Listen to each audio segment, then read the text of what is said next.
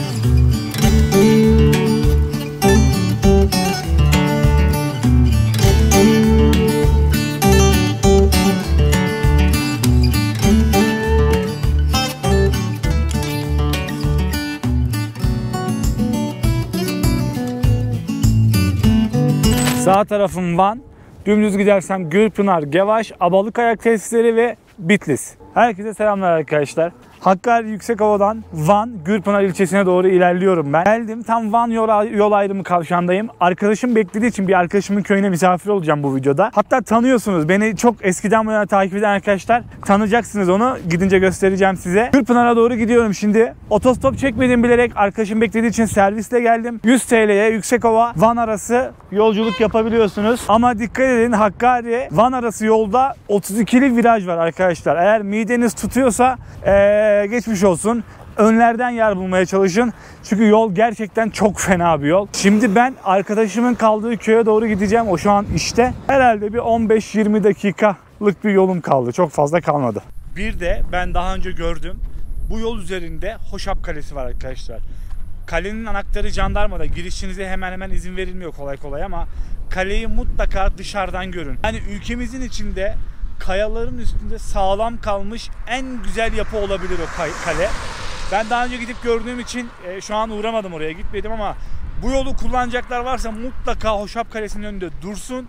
Bir tane fotoğraf, video bir şey çeksin. O kaleyi böyle bir canlı gözleriyle bir görsün. Ondan sonra devam etsin. Bu arada bekliyorum. Ama birazdan gideriz. Gelen arabalar Van'a gidiyor. Van'a döndükleri için bu tarafa doğru giden, Bitlis tarafına doğru giden çok yok. Giden de o taraftan da, Erciş tarafından. Bu yolları biliyorum ben. Bayağı gezdim bu yolları ya. Çok seviyorum. Mesela Ahlat'ta Selçuklu mezarlığı vardı. Gitmek istiyorum tekrar. Erciş'te Kırgız köyü vardı. Ulupamir köyü. Gitmek istiyorum tekrar. Videolarda göstermek istiyorum. Çünkü video çekmemiştim o zamanlar.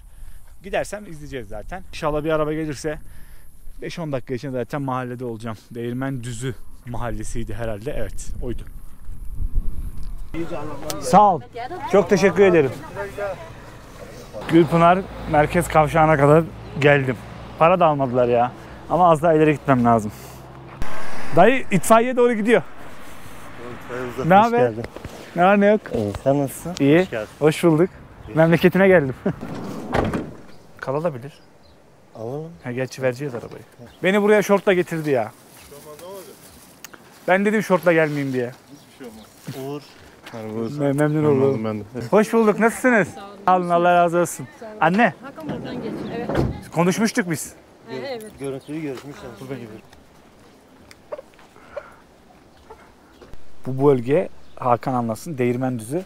Burası Değirmendüzü Mahallesi. Van'ın Gürpınar ilçesi. Değirmendüzü Mahallesi. Hakan'ı hatırlayanlar varsa arkadaşlar, ben nereden hatırladığınızı yazmayacağım. Ama lütfen hatırlayan varsa, beni iyi takip edenler varsa, Hakan'la benim bir 4 serilik bir videom var. Evet. Aşağı yorumlara yazarsa, Hakan, şuradaki Hakan derse sevinirim. Hakan sağ olsun, ben Van'a geldim. Beni burada evinde misafir ediyor. Çok güzel bir, hoş bulduk kardeşim benim. Gezeceğiz daha, Hakan'la beraberiz gün boyu. Yeni başlayacağız. Daha yeni başlayacağız. Yani şimdi güzel bir yemek yiyeceğiz. Bol bol sohbet edeceğiz. Bölgeyi de göstereceğim size. Hakan rehberim eşliğinde. Öyle. Hakan'ı kameraya alıştırmaya çalışmıştım o zamanlar. Daha alışmamış. Alışacak. Güzel bir yemek yiyelim. Acıktık. Hakan da acıktı. Ben de acıktım. Bura Gürpınar ilçesi. An sıcak. Güneşi yakıyor ama ağaç altı çok iyi. Evet. Çok iyi vallahi. Esiyor. Evet. Keledoş. Keledoş mu? Kelledoş mu? Keledoş. Keledoş. Neyle yapılıyor? Yeşil mercimek arıyorum sanki. Et. Yoğurt. Tamam. Keledoş arkadaşlar. Van'ın yöresel yemeklerinden. Çok güzel görünüyor be. Ben dedim ki Hakan'a, Hakan bak geliyorum ama annene söyle hazırlık yapmasın. Hiç yapmamış yani, sağ olsun Hakan. Vallahi. Adamın evinin bahçesinden şöyle güzel bir... Sen buraya oturuyorsun o zaman. Ya buraya oturuyoruz. Masayı atıyoruz buraya. Hakan'ın bazen resimlerini görüyorum videoda da. Şuraya masaya atıp ayakları sokup serin suya. Oh. Ha, evi de burada.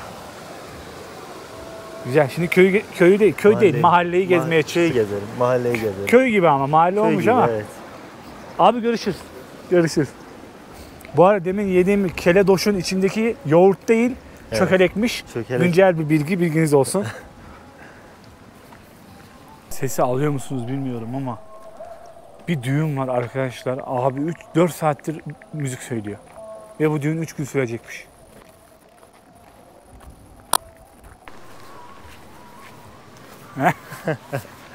Şunun içinde bir değirmen varmış arkadaşlar. Evet. Anahtarını bulamadık ama çalışıyormuş hala. Akan nehirden gelen suyla buğday öğütüyorlarmış. Su tabii bu kadar az değil. Daha fazla geliyor. Sulama yapmak için kapatmışlar. Su geliyor buradan. Aşağı doğru gidiyor basınçla. O taşı çarkı çeviriyor. İçeride Evet. çark var.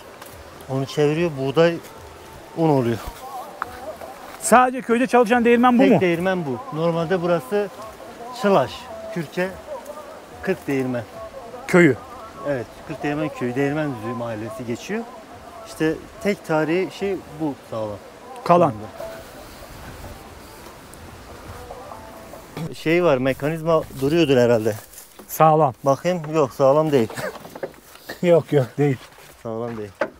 Öyle, İşte deminkinin içi de böyleydi arkadaşlar Evet. ama çalışan bir değirmen düşünün işte. öyle. Burada su akmıyor. Oradan normalde su geliyor olması lazım. Bu da bayağı eski. Bu da evet, burası ambar. İşte eskiden hani Kullanılıyordu. unları, buğdayları buraya koyarlardı. Buranın şu an sahibi yok herhalde. Yok, yani var ama Arsa sahibi vardır. tabii arsa sahibi şey var. Ama bakımsızlıktan böyle. Evet. Buradan su Buradan da akıyordu. Su akıyor tabii. Baksana Ha. şu çukur yuvarlar arkadaşlar. Ta o dönemden kalma bir değirmen düşünün işte. Sadece köyde işleyen bir tane, o da Hakanların evinin hemen karşısında. Kaç tane değirmen var burada, yan yana bayağı gördüm. Bura işliyor mu spor salonu? Yeni yapıldı evet. Yapılıyor. Açık mı? Açıldı Açık. mı? Hı hı. Açıldı. Çok ufak bir ilçe arkadaşlar Gürpınar. Belki 20 bindir en fazla nüfusu yani. Çok fazla yaşayan insan sayısı yok. Zaten merkeze de gitmişim. Çok ufak. Biz o bölgenin etrafını doğru geziyoruz, yürüyoruz.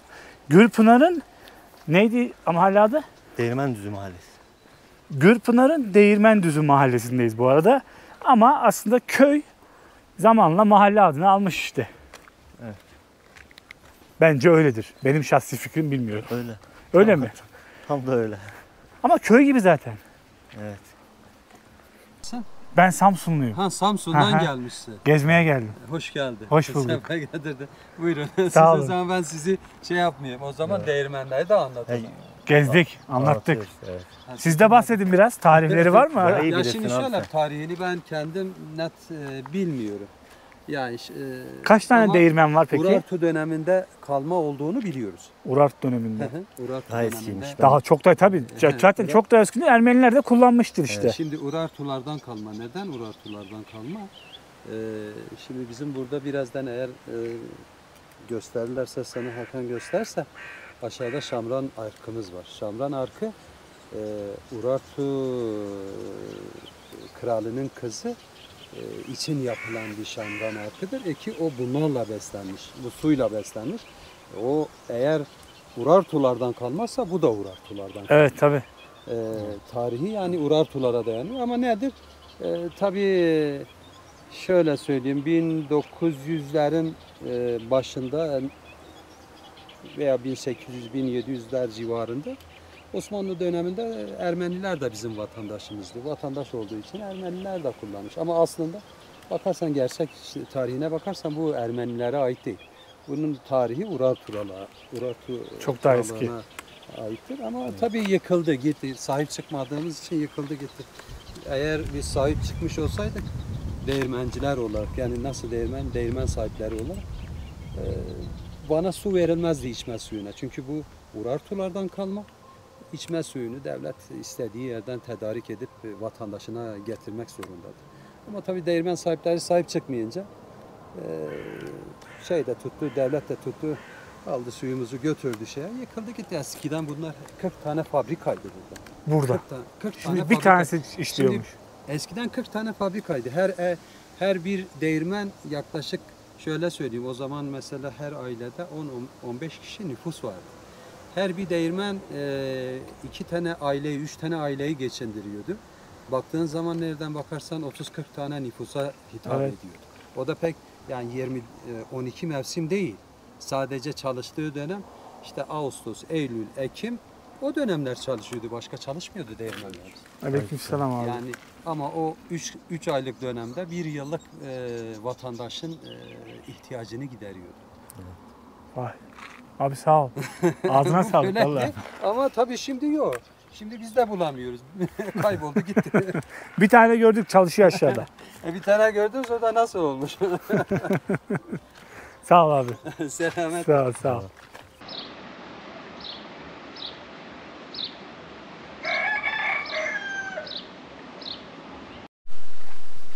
Sağ tarafımda da ağaçların arkasında bir cami var.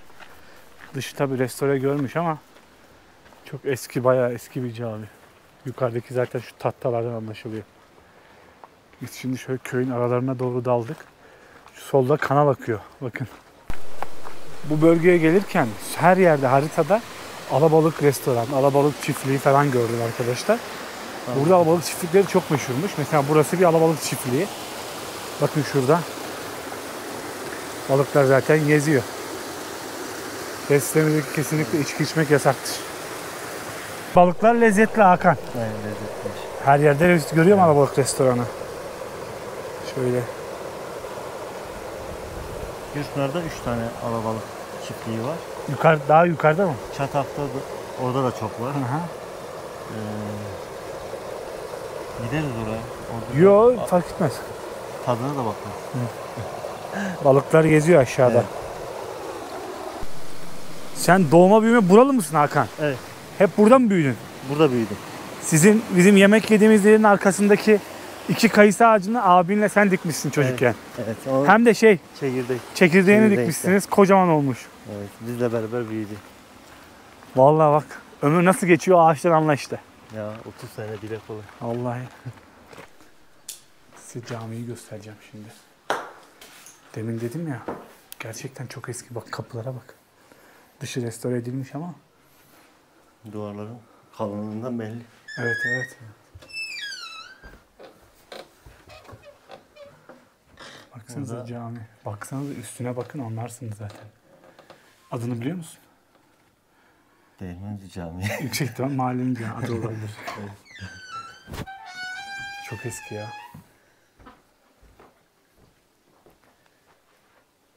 Burada ders görüyorlar.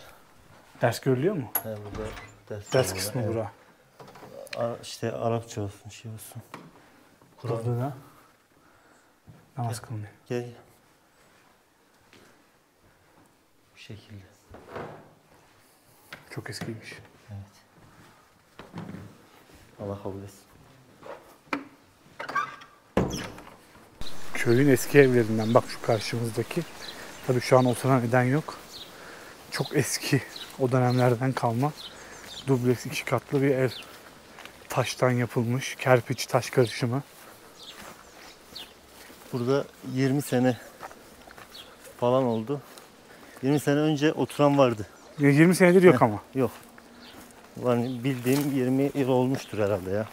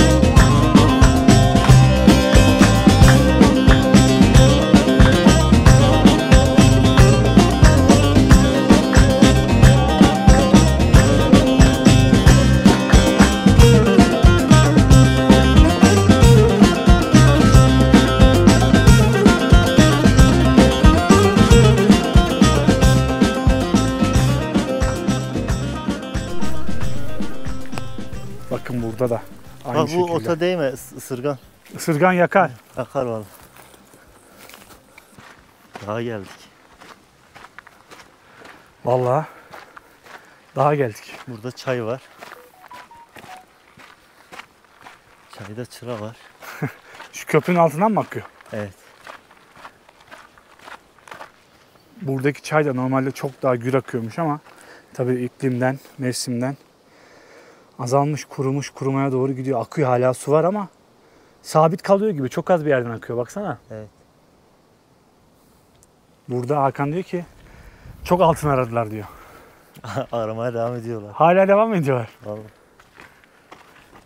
Baksanıza çok güzel manzara ama ya arkadaşlar. Ermenilerden olduğu düşünülüyor. Şu ileride arıcılıkla uğraşan biri var. Orada bal üretiyor. Bal üretiyor.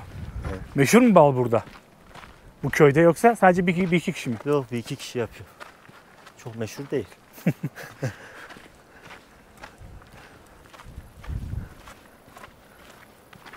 Çok güzel görünmüyor mu yol ya arkadaşlar? Ağaçlarla çevrili, sağ tarafımızda da.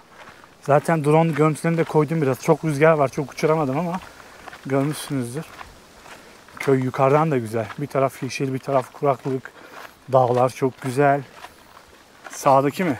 Tam karşıda böyle dik. Aha, yakınlarına gidip göstereyim. İşte o gelin taşı. Gelin istediği damat oğlana varamayınca Aynen, orada o- oturup ağlıyor, taş oluyor değil Aynen mi? o Bu hikaye efsane. var ya, Her yerde Kapadokya'da var. evet. Her yerde var. Şimdi yaklaşıyoruz o gelinle, Yalova'da var göstereceğim. gelin taşı. Evet. Gerçekten sanki buradan uzaktan bakınca biri oturup da ağlıyor, dert ediyor gibi görünüyor ama tabii efsaneler ölmez arkadaşlar. Tam şu karşıda. Bilmiyorum ki, kararsız kaldım şimdi. Yok, kazılmış gibi, kazılmış gibi. Yani kazınmış gibi. Evet, evet. Kim kazdı bunları? Define aramışlar herhalde burada. Aa. Tam emin değiliz ama öyle düşünüyoruz. Öyle düşünüyoruz, evet.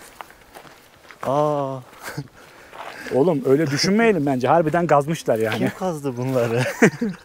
Ne aradılar acaba? Bilmem ki. Kazılıp bir şeyler aranmış. Çıkıyordur da Hakan bir şeyler. Çıkmıyor değildir, ben sana söyleyeyim. Belki de. Bu dağlar acayip yani. Nereden inelim? Şuradan yer. Kanal da burada. Hakan, peki köyün ahalisi, sen bilir misin, babaya mı soralım? Neyi? Çalışma genelde köyde mi çalışıyor ahali? Van'a falan mı gidiyorlar iş için? Yok, çoğunluk burada. Bu bölge burada çalışıyorlar. Evet. Geçim kaynağı tarım, hayvancılık. Tarım, hayvancılık. O Yok. kadar. Başka Yok, tarım var ama değil mi burada? tarım var bak. Tabii. Bayağı tavuk da gördüm bir yerlerde. Büyükbaş hayvan da gördüm gelirken. Büyükbaş hayvancılık çok. Ama etler lezzetli burada. Vallahi löpet. Evet. Bakın şu arkadaşlar, ağlayan kaya. Şu. İnsan süresinde kız varamamış oğlana. Bunun arkasında şey var. Tuzlu su akıyor kayanın dibinde. O su da gelinin gözyaşları Mış. diye. Vallahi efsaneler böyle Söyleniyor, işte. evet. Taş et beni Allah'ım demiş. Taş olmuş. Taş olmuş.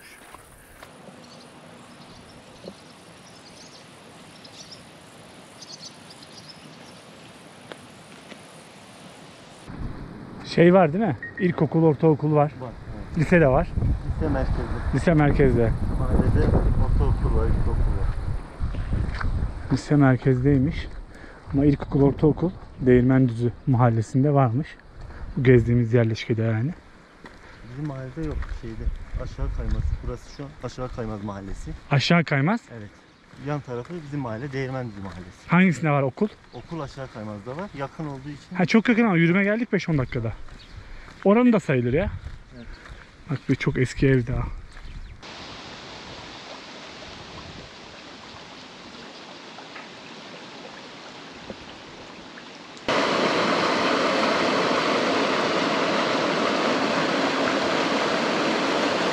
Şöyle suyun içine attık sandalyeleri, masayı, çay kahve içeceğiz. Tam Hakanların evinin önü burası.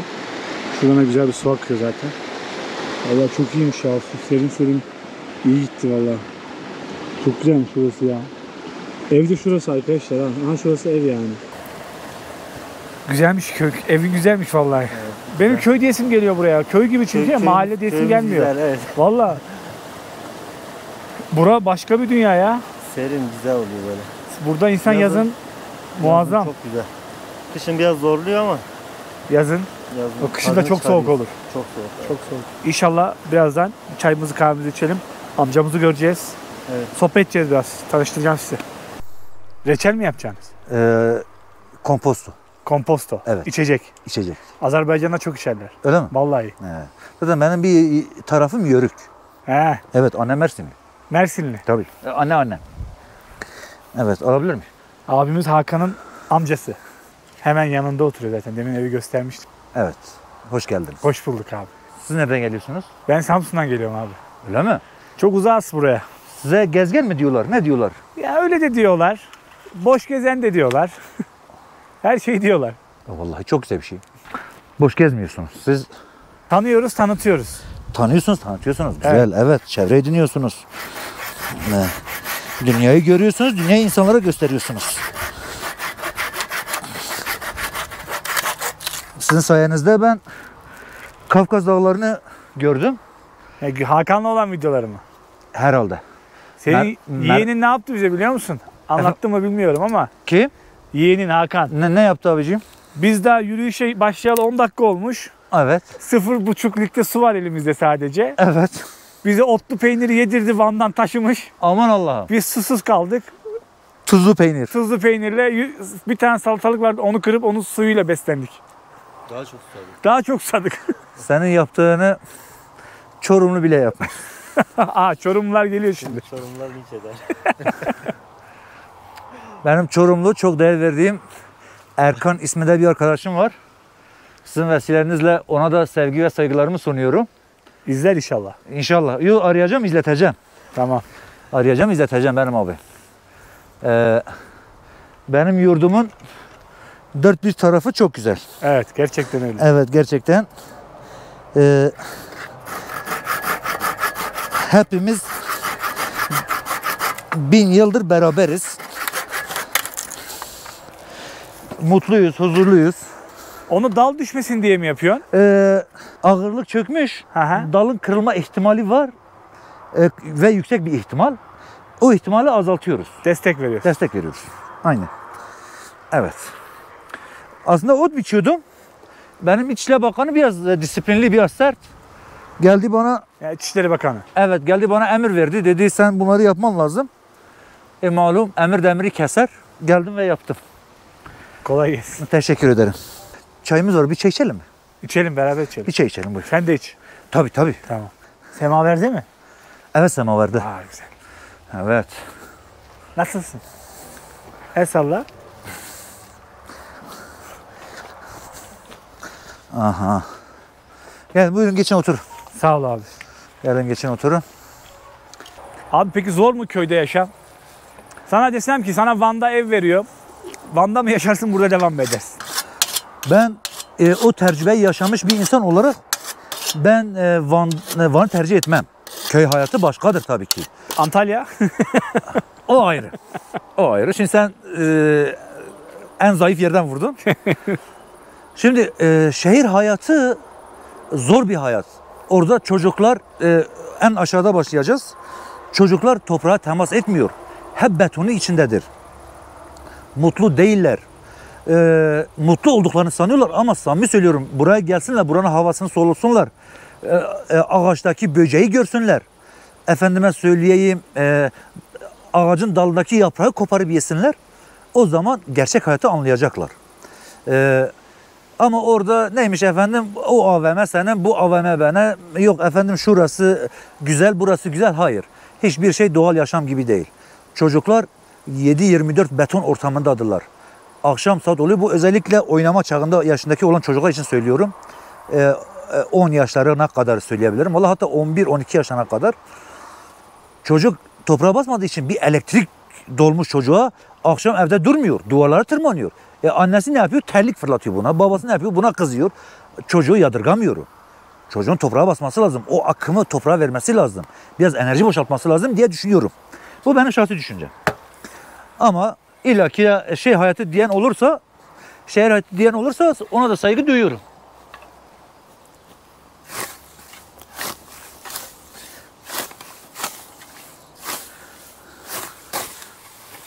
Şimdi bunu böyle biçiyoruz ya. Biçmekle kalmıyor. Bir de bunu toplayacağız. Toplamakla da kalmıyor. Bir de götürüp patoz dediğimiz traktöre bağladığımız bir cihaz var. Patoza vereceğiz. Efendime söyleyeyim. Yani emekçinin hakkı verilmeli. 1 litre süt 10 lira yaklaşık olarak. Toptan alırlarsa 9'a kadar da alan oluyor. Bir de böyle bir şey var. 33 mililitre kola 20 lira. Şimdi 1000 litre 10 lira, 33 mililitre 20 lira. O sütü almak için ne kadar bekliyorsun? Ne kadar? burada?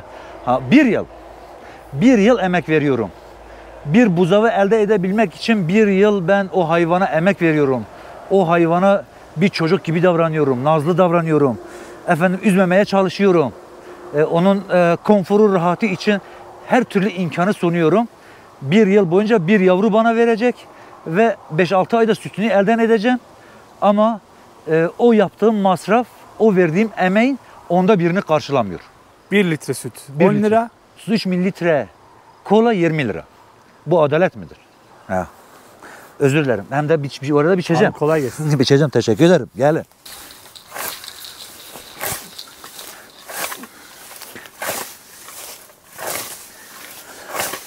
Şimdi burası Van Gürpınar Değirmendüzü Mahallesi. Biz aslen daha yüksek bir köylüden gelmişiz. Koçgiden köyünden. Orası daha yüksek. Rakımı 2700. Rakımı 2700. Toprak bakımında Türkiye'nin en büyük ilçesindeyiz. İlçemizin bir takım özellikleri var. Örneğin 13 kaburgalı koyun. Sadece Türkiye'de var. Özür dilerim. Gürpınar'da var. Efendime söyleyeyim.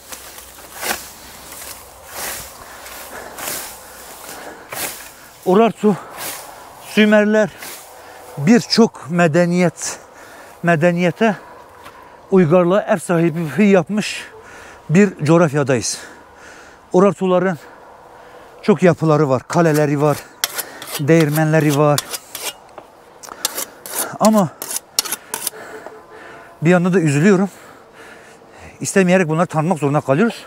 Çünkü insanoğlu nereye elini atarsa orayı berbat ediyor. Gelenler olursa lütfen çöplerini sağa sola atmasınlar. Çöplerini çöpe atsınlar. Evet. O konuda hassas. Sadece ayak izlerini bırakalım. Kesinlikle. Doğada. Kesinlikle. Şimdi biz burada toplum olarak ağırlık olarak hayvancılıkla geçimimizi yapıyoruz. Neden tarım yok mu? Tarım var. Ama Çukurova ya da Diyarbakır, Urfa gibi o ovaları oralarla kıyasladığım zaman buraların kışları daha sert, daha çetin oluyor.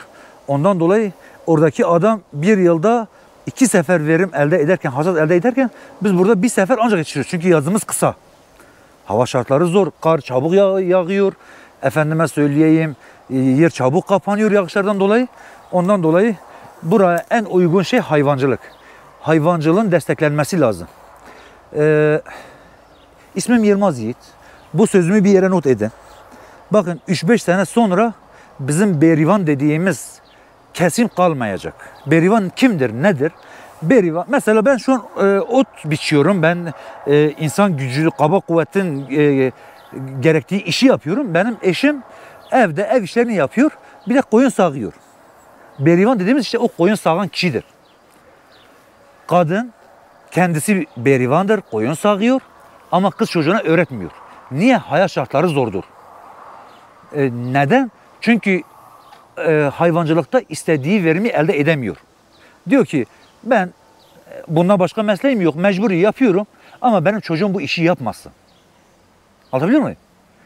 Ha bir de ben Türkçeyi 7 yaşından sonra öğrendiğim için, tamam mı? Kelime hazinem biraz sınırlıdır, kusura bakmayın. Üstünü siz tamamlayın. Ben onu söyleyeyim size. Efendim, berivan yok. Berivan gidiyor. Benim gibi, mesela ben şu an büyükbaş bakıyorum. Benim çocuğum büyükbaşta korkuyor. Bir nesil yok oluyor. Acilen hayvancılık için, bakın bu da önemli, bunu da altını çizerek söylüyorum. Kağıt üzerindeki hayvancılığa bakmayın.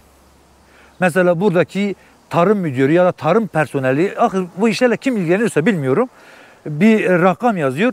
Efendime söyleyeyim 1 milyon küçükbaş, 5 milyon büyükbaş, bilmem 10 milyon kümes hayvanı var. Gönderiyor Ankara'ya. Ankara'dakiler bakıyor, ha bu kadar güzel bir... Hayır, gerçeği o değil. Gelip yerinde keşif edilmeli. Ne kadar hayvancılık bitmiş durumda. Benim köyümün, yaylamın bulunduğu bölge Norduz bölgesidir. Sene 1900 ve 1905 verilere bakabilirsiniz. 3 milyon koyun vardı. Günümüzde 300 bin koyun var. Artık gençler bu işte el ayak çekiyorlar. Çünkü orada bir yıl bakıyor, ancak karnını doyurabiliyor. Gelip Van'da demir işi yapıyor, inşaatta çalışıyor. Ayda 30-40 bin lira para kazanıyor. Aynısını köyde kazansa gelmez şehire. Eğitim, yol, su, bunlar medeniyettir. Ha devletimiz sağ olsun. Evet birçok şeyi götürmüş köye.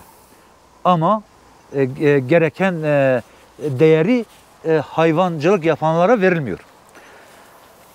Evet, yorulduğum için bize bir ayran ikram edecekler. Kim ikram edecek? Bizimkiler ikram edecekler. Uğur Bey'e de verin. Sağ ol kardeşim. Teşekkür ederim.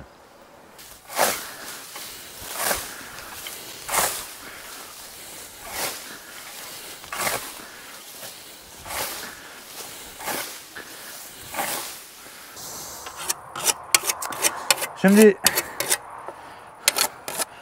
güzel kardeşim, sen ta Samsun'dan kalkmışsın, gelmişsin buraya. İnsanları yöreleri tanıtmaya çalışıyorsun, insanları tanıtmaya çalışıyorsun. İnsanların derdini dinliyorsun. Bir yaramız daha var. Biz terörle anılmak istemiyoruz. Evet, bazı ön yargılar var. Gerçekten o ön yargıları kırmak için siz ve sizin gibi medya içindeki insanlara, arkadaşlara büyük görevler düşüyor. Buranın bir terör bölgesi olmadığını, doğuyla batının bir farkın olmadığını, Yavuz Sultan Selim Han döneminden bugüne kadar hep beraber kardeşçe yaşadığımızı bilmek lazım. Dile getirmek lazım. Bugün benim için, ben bir Vanlı olarak, benim için bir Hakkari neyse bir Trabzonlu da aynıdır. Bir anne tarafım Mersinli, Yörük. Mersinli neyse Aydınlı da odur. Yani biz biriz, ayrı gayrımız yok. Biz bir olursak diri olabiliriz. Bu kafatası milliyetçiliğini kaldıralım lütfen. Evet, zenginliklerimiz var, dillerimiz ayrı, şivelerimiz ayrı, geleneklerimiz ayrı ama ortak bir yönümüz var. Hepimiz aynı toprağın çocuklarıyız, aynı Osmanlı torunuyuz ve aynı dindaşız. İçimizde gayrimüslimler olabilir, aynı yurttaşız. Hiç kimseyi ötekileştirmeyeceğiz. Herkes eşit haklara sahip olacak ve şu anda öyle olmalı. Şu anda öyledir. Gerekirse nasıl diyeyim, yanlış anlaşılmak istemem. Gerekirse batı tarafında, gerekirse doğu tarafında aşırı milliyetçiler var. Onlar milliyetçi değil, onlar cep düşmanı. Onlar cepleri için çalışıyorlar. Gerçekten halkımızın bunu göz önünde bulundurması lazım diye düşünüyorum.